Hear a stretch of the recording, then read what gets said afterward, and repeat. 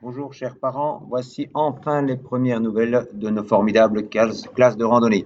Je laisse la parole à, dans l'ordre, Sacha, Timéo, Mathias, Elisa, Camille Michaud, Emma Paredes et Basile. Mais avant, on vous souhaite une bonne fête de la Fédération Wallonie-Bruxelles. Le vendredi 7h, c'est vrai que c'était tôt, mais la route allait être longue. 12 heures en tout, avec des haltes pour manger ou pour changer les chauffeurs.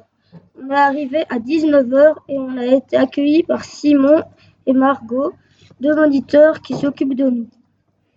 Ils nous ont appliqué les règles de la colonie, puis un bon repas nous attendait.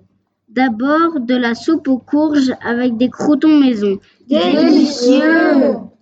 Puis des spaghettis bolo. Un régal! Et comme dessert, des pastéis di nata. Une tuerie! Une des cuisinières est portugaise et prépare ça à merveille. Ensuite, ce fut la dure montée des valises dans les chambres. Certains avaient des valises énormes. Heureusement, la solidarité était bien présente pour aider. On a reçu aussi une thé, une housse et un drap pour faire nos lits. La galère pour certains. Ils n'étaient pas préparés à ça. On a rangé nos valises, brossage de dents, dos et dodo, sous surveillance d'Adrien, Guillaume, Colette et Jean-Michel.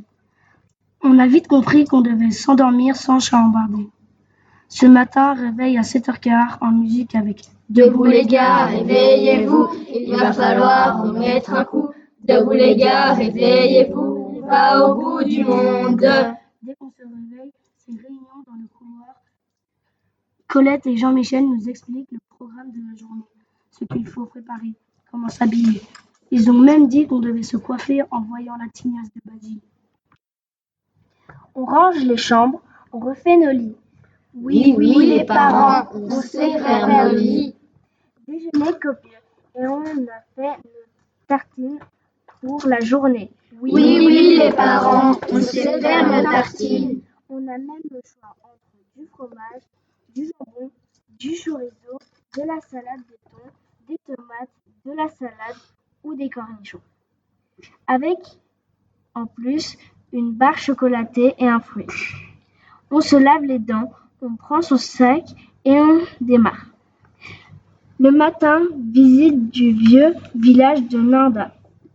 On a parlé de racard, de grenier, de moulin à orge, de bardeau, de lose, de parette, de mosenplaten, de four banal, d'écluse, de mélèze imputrescable.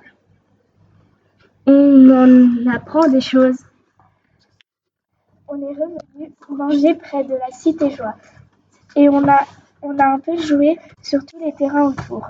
Après-midi, nous avons fait la promenade des bis vieux et bis milieu.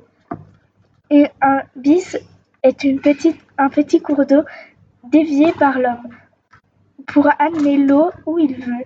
Le matin, on est resté dans les nuages et il ne faisait pas si chaud.